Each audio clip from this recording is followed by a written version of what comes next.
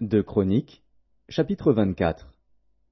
Joas avait 7 ans lorsqu'il devint roi, et il régna 40 ans à Jérusalem. Sa mère s'appelait Tsibja, de Beer-Shéba. Joas fit ce qui est droit aux yeux de l'Éternel pendant toute la vie du sacrificateur Jéhojada. Jéhojada prit pour Joas 2 femmes, et Joas engendra des fils et des filles. Après cela, Joas eut la pensée de réparer la maison de l'Éternel. Il assembla les sacrificateurs et les Lévites, et leur dit, « Allez par les villes de Juda, et vous recueillerez dans tout Israël de l'argent, chaque année, pour réparer la maison de votre Dieu. Et mettez à cette affaire de l'empressement. » Mais les Lévites ne se hâtèrent point.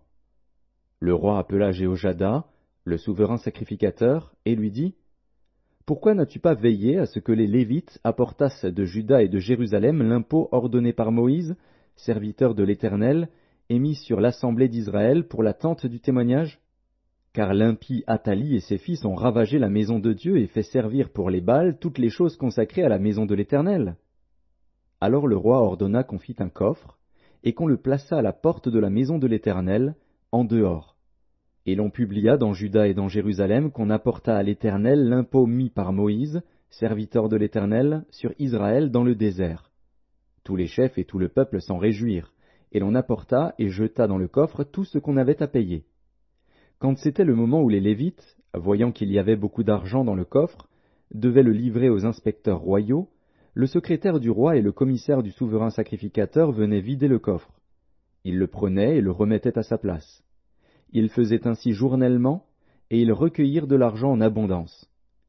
Le roi et Jéhojada le donnaient à ceux qui étaient chargés de faire exécuter l'ouvrage dans la maison de l'Éternel, et qui prenaient à gage des tailleurs de pierre et des charpentiers pour réparer la maison de l'Éternel, et aussi des ouvriers en fer ou en airain pour réparer la maison de l'Éternel. Ceux qui étaient chargés de l'ouvrage travaillèrent, et les réparations s'exécutèrent par leurs soins. Ils remirent en état la maison de Dieu et la consolidèrent. Lorsqu'ils eurent achevé, ils apportèrent devant le roi et devant Jéhojada le reste de l'argent. Et l'on en fit des ustensiles pour la maison de l'Éternel, des ustensiles pour le service et pour les holocaustes, des coupes, et d'autres ustensiles d'or et d'argent. Et, pendant toute la vie de Jéhojada, on offrit continuellement des holocaustes dans la maison de l'Éternel. Jéhojada mourut, âgé et rassasié de jours. Il avait à sa mort 130 ans. On l'enterra dans la ville de David avec les rois, parce qu'il avait fait du bien en Israël, et à l'égard de Dieu et à l'égard de sa maison. Après la mort de Jéhojada, les chefs de Juda vinrent se prosterner devant le roi. Alors le roi les écouta. Et ils abandonnèrent la maison de l'Éternel, le Dieu de leur père, et ils servirent les Astartés et les idoles. La colère de l'Éternel fut sur Juda et sur Jérusalem, parce qu'ils s'étaient ainsi rendus coupables.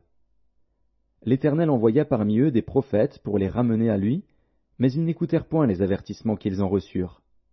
Zacharie, fils du sacrificateur Jéhojada, fut revêtu de l'Esprit de Dieu. Il se présenta devant le peuple et lui dit, « Ainsi parle Dieu. Pourquoi transgressez-vous les commandements de l'Éternel? Vous ne prospérerez point, car vous avez abandonné l'Éternel, et il vous abandonnera. » Et ils conspirèrent contre lui, et le lapidèrent par ordre du roi, dans le parvis de la maison de l'Éternel. Le roi Joas ne se souvint pas de la bienveillance qu'avait eue pour lui Jéhojada, père de Zacharie, et il fit périr son fils.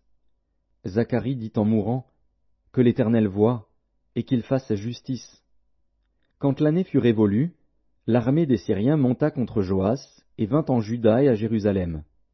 Ils tuèrent parmi le peuple tous les chefs du peuple, et ils envoyèrent au roi de Damas tout leur butin. L'armée des Syriens arriva avec un petit nombre d'hommes. Et cependant l'Éternel livra entre leurs mains une armée très considérable, parce qu'ils avaient abandonné l'Éternel, le Dieu de leur père. Et les Syriens firent justice de Joas.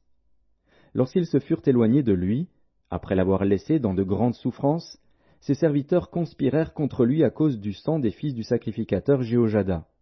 Ils le tuèrent sur son lit, et il mourut. On l'enterra dans la ville de David, mais on ne l'enterra pas dans les sépulcres des rois.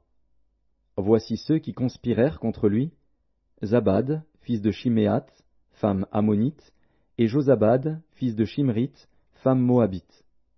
Pour ce qui concerne ses fils, le grand nombre de prophéties dont il fut l'objet, et les réparations faites à la maison de Dieu, cela est écrit dans les mémoires sur le livre des rois.